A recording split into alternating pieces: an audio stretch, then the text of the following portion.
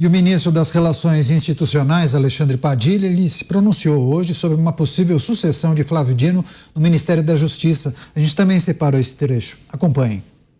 O presidente Lula, que é a ele que cabe fazer essa discussão e escolher, não abriu qualquer discussão sobre sucessão, até porque nós estamos no trabalho de diálogo com o Senado Federal, de aprovação da sabatina, está marcada aí para outra semana, expectativa que a gente possa concluir essa votação até o dia 13. O presidente Lula deixou claro que só iria começar essa discussão depois da volta da missão internacional.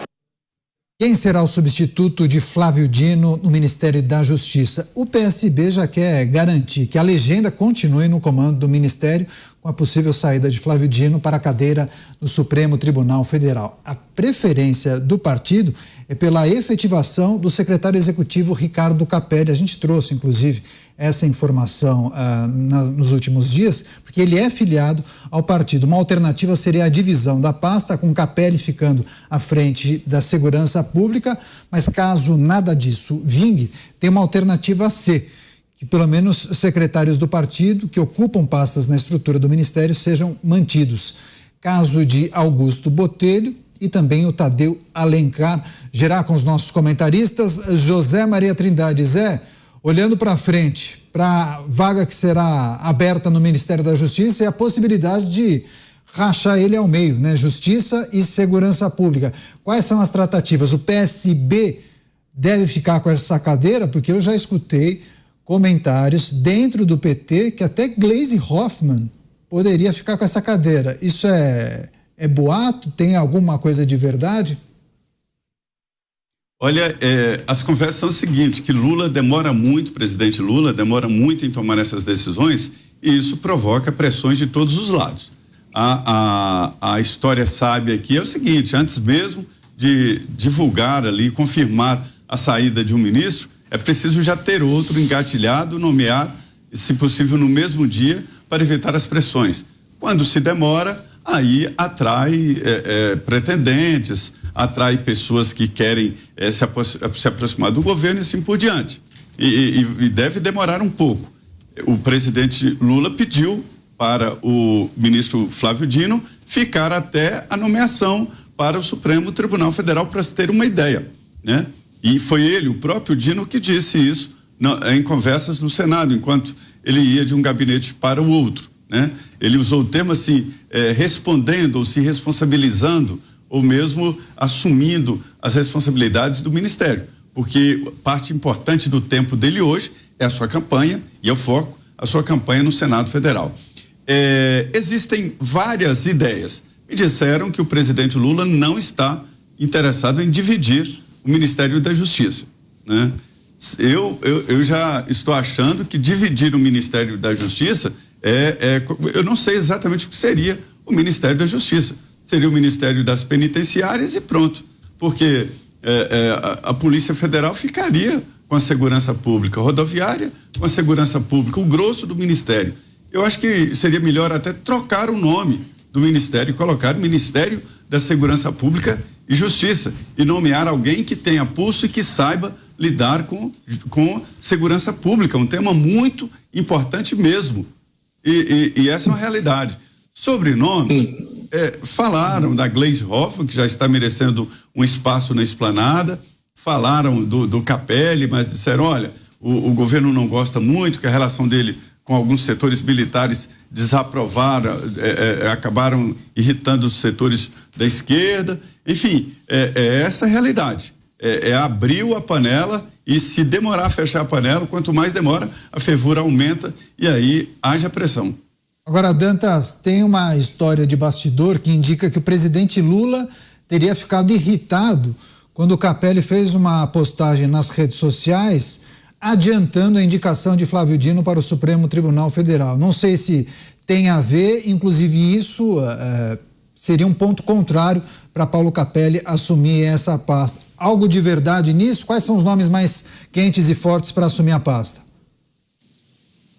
Olha, permanecem os nomes do ex-ministro Ricardo Lewandowski, do presidente do Prerrogativas, o Marco Aurélio Carvalho, advogado, muito ligado ao Lula, também muito querido pela Janja, e a Gleisi Hoffmann, presidente do PT. A questão da Gleisi, e isso já foi ventilado pelo Lula a interlocutores, é que você tem eleição ano que vem, eleição municipal. Então o PT não pode ficar sem comando. E aí, se você tira a Gleisi da presidência do PT, vai ter de colocar alguém que seja da confiança absoluta do Lula. E aí já vira outro problema para ser resolvido. O Capelli efetivamente não tem condições de ficar. Primeiro que ele não tem experiência na área. Ele já foi inserido no cargo de número 2 do Ministério da Justiça, é um jornalista de formação e não tem nenhuma experiência com segurança pública, com judiciário, com justiça, com nada disso.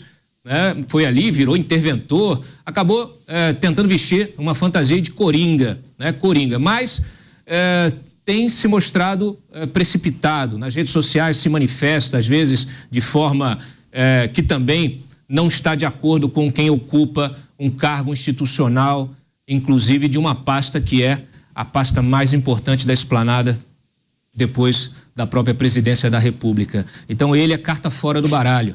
Por isso mesmo é que o Lula mandou o Dino ficar, que ele não substituiu o Dino interinamente. O Dino vai ficar aí até realmente passar pela sabatina, resolver esse problema e aí sim ele escolher alguém para ocupar essa vaga. Como disse o Zé, esse tema da segurança pública é um tema que está no topo das prioridades dos eleitores, a preocupação dos eleitores. Ano que vem é ano eleitoral, eleições municipais, serão as eleições municipais mais importantes da redemocratização, desde o processo de redemocratização, por vários motivos que a gente já trouxe aqui anteriormente. Então, nós temos aí um desafio enorme.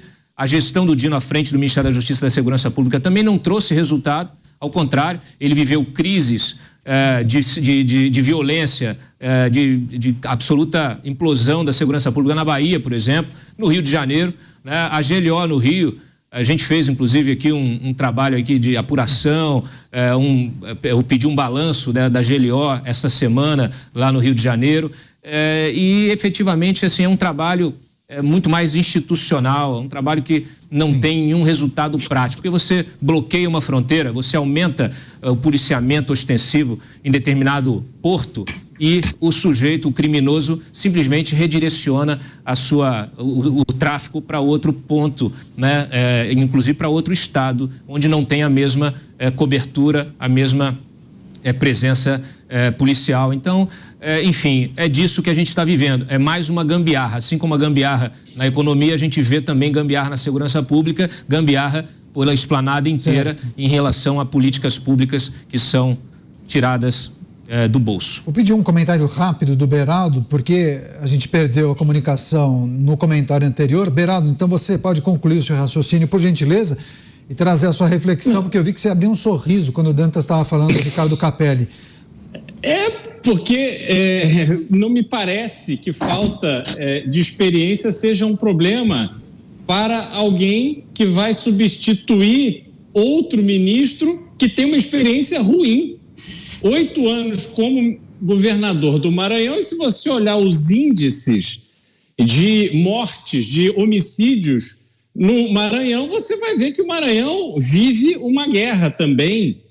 E isso não foi resolvido em 8 anos. Como é que isso capacita alguém para vir ao Ministério da Justiça e Segurança Pública tomar medidas e decisões que possam ser transformadoras nesse tema? Não tem como, não tem como. Então, assim, e só para completar o que eu ia dizer, Caniato, em relação à indicação, não é questão de currículo, é questão de performance. E eu realmente não consigo enxergar esta performance na vida de Flávio Dino que o capacite para ter uma atuação técnica num cargo que deveria ser técnico.